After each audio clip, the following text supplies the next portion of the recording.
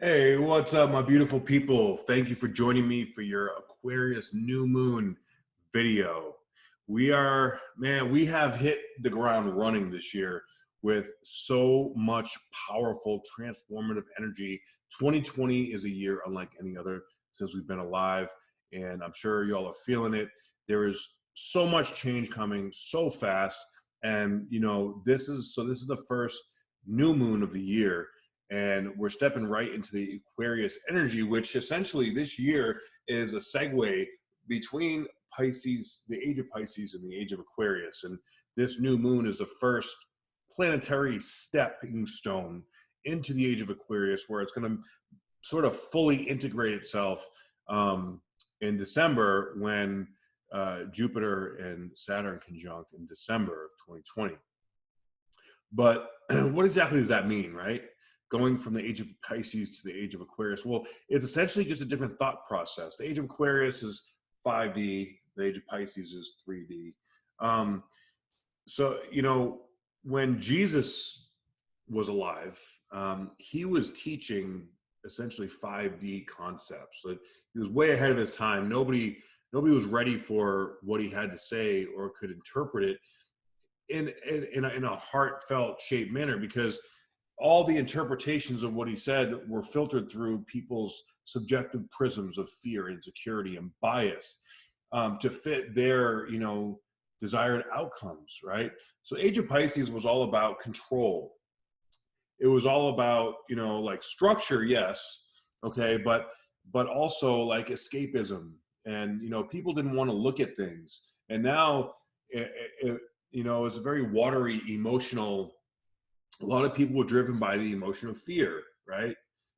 Which essentially the idea was to transmute that energy from fear to love. So right now, with all this new age movement, all this new spirituality going on, coming into the age of Aquarius, human beings are starting to understand and gain the concept of the fifth dimension, which is essentially just a perspective shift. The fifth dimension is living in a place of love, in a heart-centered place. And shifting from like a mind-based or a lower chakra-based existence to a heart-based means that we have to take all this ancestral karma, this stuff that's been passed down from generation to generation, our families, and face it and feel it and purge it out. Now, indigenous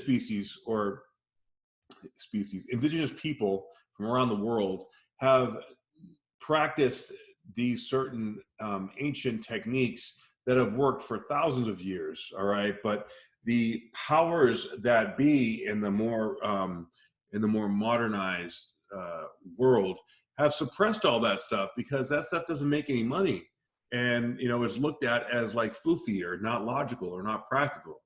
But that's starting to come back, because people are starting to see, okay, the way that we have established our communities, like humanity, essentially, it's not working. And as we raise our vibration, and more people are raising their vibration, they're starting to see and understand what living from the heart feels like, and recognizing that, look, all this power, all this greed, all this just corrupt bullshit that's going on in the entire world, it has to go, because we are as a species, we're destroying ourselves. So with this new moon at 4 degrees of Aquarius, this is, and it's going to be square over to Uranus, okay, which Uranus rules Aquarius. So we have this conversation of tension going on, all right, between Aquarius and Taurus. And, this Taurus represents the five senses. It represents beauty. It represents our value system, what we appreciate, what we like to get into, and establishing a brand new value, essentially, in this new place, because Uranus hasn't been here since the 1930s. Okay, so with this being said, the moon and the sun are sitting together and squaring over to Uranus and saying, hey, look, we need to really pick up the pace and step up our game here and create this new world that we want. And Uranus is that energy of like aha moments. It's also like what I call the tower moment, where it's like, what the fuck just happened, right? But it's always what just happened, but so that we can see what's going on in a good way, in a brighter light. So this is a lot of unexpected opportunities coming in. This is you know, really giving the energy out there of creating our tribe, creating our own, you know, with us being the center of our existence, and creating the experience, the people, places, things, and situations around us that really help build our lives in a more balanced way, right? A lot of people right now live in a very imbalanced way. Either they just stuff down their emotions and just put up with shit because they feel like that's just what they need to do to make it, right? Or, you know, staying in relationships that, you know, just are not healthy, or, you know, sacrificing themselves and like, you know, giving and not allowing themselves to receive, you know, things like that.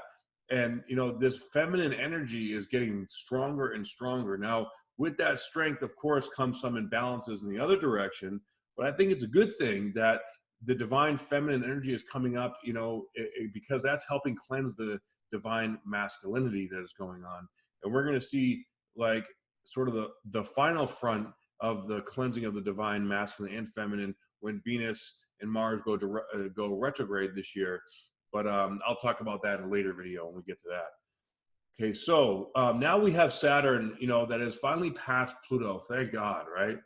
And it's getting to the last 5 degrees of Capricorn, so it's finishing up the lessons that we need to learn. And pretty soon it's going to go into Aquarius, and we're going to get another taste of that, but it's just going to dip into it just a little bit. But we have Saturn and Pluto just sort of sitting there by themselves. They're not aspecting anything, but they're like the centerpiece, the foundation for all this disruption that's going on in our lives. And now that Uranus is being activated, you know, Uranus just started going directly a week ago, so it's still very potent. You know, whenever a planet is stationed, that means the energy of it is the most powerful, most potent. Now, it is also trine over to Jupiter and the South Node, which, you know, Jupiter and Uranus trine is excellent for opportunities. So surprise opportunities, you just got to get out there and make it happen. Be seen, live your life, be yourself. While there can be a lot of ascension symptoms going on and feeling like exhausted and maybe feeling physical pains, you'll be surprised that if you get out there and don't allow yourself to be just sunken in this like energy of I feel like shit or self-loathing or victim or self-sabotage, you force yourself to get up and make that movement out of that discomfort zone, you'll find that you actually feel a lot better. All right, when you get around good people, that their vibes are going to make you feel amazing. Now, if you get around bad people or people that are not in alignment with your vibration, then you're going to feel really shitty. And that's how you know you're going to feel it in your body with that Uranus energy. It's going to really tell you yay or nay. Okay, nay, peace out, yo. You know what I'm saying? So, you know, that energy is helping us to see and feel that at an even deeper level, which will also constitute, you know, our extrasensory perceptions and gifts coming in at a much stronger level and deeper level too. So watch out for that. Now, we have Venus here at 13 degrees, conjunct Neptune, still 3 degrees away, but it's, you know, it's moving towards it, and Venus is moving pretty fast. Venus loves being in Pisces. Neptune rules Pisces. So we have some very powerful watery energy going on right there. And it's that feminine power connected to divine source energy, right? We are all one. So this is like, hey, let's all love each other. Let's all be happy and carefree. But this could also be kind of an escapist kind of energy, right? And that is square over to Mars and Sagittarius. So, you know, this is like the divine masculine, the divine feminine having a little bit of a tiff. All right. So, you know, this could come up in relationships, you know, some like power struggles, personality, you know, issues, you know, you're sitting around, you know, you live with your partner. Why did you take the trash out? I don't know, because I was busy and I had other stuff going on. Well, can you just please take the trash out? This is so stupid. You know, like stuff that really isn't usually a big deal might be turned into a big deal. So keep your eye out on that and make sure that, you know, if you're getting triggered, you see and feel the trigger, and you know, it is what it is. But you know, this is also sextile over to the South Node and Jupiter. So this is, again, another really amazing aspect for relationships. So who knows, you may be like, you know, feel almost pressured into a situation that you end up finding meeting your soulmate at. Like, that's kind of this energy too. So there's a lot of energy on both sides, that if you find the center within yourself, and you find, you know, like, even if you're really, you know, not super feeling it, get out there. This is like a very social, you know, Aquarius is all about, you know, the tribe and meeting people and like humanitarian kind of stuff. So get out there, meet people, communicate, network, do all that kind of stuff, and you'll be very surprised at what might just come about it. So we also have Venus and Neptune that are sextile and trine over to the South and North Node. So, you know, this is very auspicious for destined kind of things. This is, you know, really speaks a lot about like soulmates coming in, twin flames, and significant relationships that are going to help us in our path of our spiritual development and evolution. All right. And with all the planets, you know, in direct motion right now, you know, the South Node does represent past lives too. So that can be bringing past life relationships in. I don't really foresee anything coming from the past per se, because right now with all the planets, you know, direct forward, that sort of says, okay, look forward, no more looking back. So if something from the past comes back, it's usually to teach us a lesson. And look, let's face it, we've already learned enough lessons here in the last couple of years. We want to try to make it so we're not necessarily needing to learn lessons the hard way anymore, right? You know what I'm saying? So let's just, you know, keep it going smooth as possible, because this is incredibly intense energy. But this is like the intense energy that's pushing you to be your best self, okay?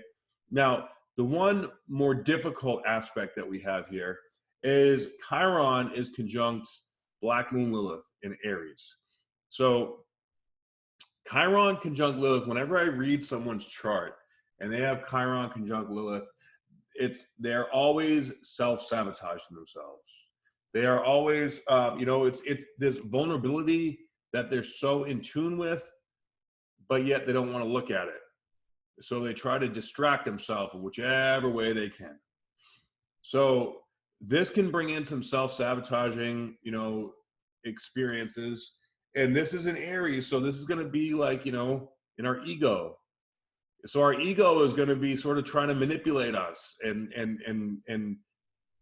we are going to be mind fucking ourselves a little bit. Okay, so you want to be careful with that, and just remember, if you're getting triggered, okay, we are meant to grow right now. And whatever triggers are coming up, whatever self-defeating thoughts are coming up, this requires a grand level of awareness and humility to be able to step back and see, okay, we get caught up in like an argument or something. Step back, okay, why am I feeding this energy? Okay, because whatever's coming in, we are a magnet. Our reality is a reflection of what we feel inside. And if you remember that and you approach it, okay, so why am I in a personality conflict with this person? If I stop feeding it, then it won't be a problem. It takes an immense amount of strength to be able to control that urge to be triggered, right? You process it, you let it go through you, and you will be surprised at how much you can learn about yourself when you figure out how to do that little trick. Your breath is the way. When you can breathe, like you see martial artists, right? Like they breathe and then they move and they channel that energy into the movement, and you know, you can do insane feats with that. This is the same principle, same philosophy, all right? The more in tune with your breath you are, the more control you have over your emotions. That's, your breath is your life, right? So we really want to strengthen our diaphragm and have a very strong breath and be able to use that breath to just move it along. Don't need to be dealing with any kind of toxicity, any kind of trauma, any kind of bullshit.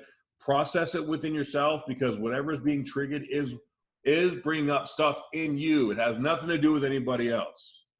Okay? Because when you get to the point when you're untriggerable, that equals unfuckwithable. Like nobody can fuck with you, but people will try to come at you from all these different vulnerable angles and everything, and you'll be surprised. They'll try to hit you at these angles that you didn't. You're like, oh shit, I didn't even know I was vulnerable in that area, right? But you are. So this is, you know, as we create this deeper level of awareness and this next level of processing emotions into a stronger place where we're coming more into balance and more about taking care of ourselves and creating our community around us, our tribe, so that we can almost like be protected. Because you know what, I'll tell you what, for everyone, light workers, star seeds, everyone, indigo children, rainbow children, all those identifications, we are the resistance. We are the ones that are changing the world, and the powers that be don't want that shit, right? So we have to make sure that we have good, solid tribes around, people that we trust and we know, that we all take care of each other and help each other out. And this is what this energy is influencing us towards, right? To grow, to become one with a group of people and help positively influence the world so that we can continue the ripple effect. And in order to be able to keep creating that ripple effect, we have to keep growing, and we have to trust, and we have to love, and we have to build what we believe is right. So we all have to, you know, live by the same value systems. And this is calling us out on our value systems. Okay? So that's pretty much what I see here for this new moon. It's exciting. It's a lot of potential. It's a lot of like, ooh, what's going to happen next? Right? So let's get out there. Let's network. Let's meet people. Let's connect. Let's make shit happen. Let's get out of our comfort zone. Let's be humble. Let's call ourselves out in our own bullshit. And let's live our best life, yo. All right? I hope you guys like this video, and I will see you on the next one. Love y'all. Peace.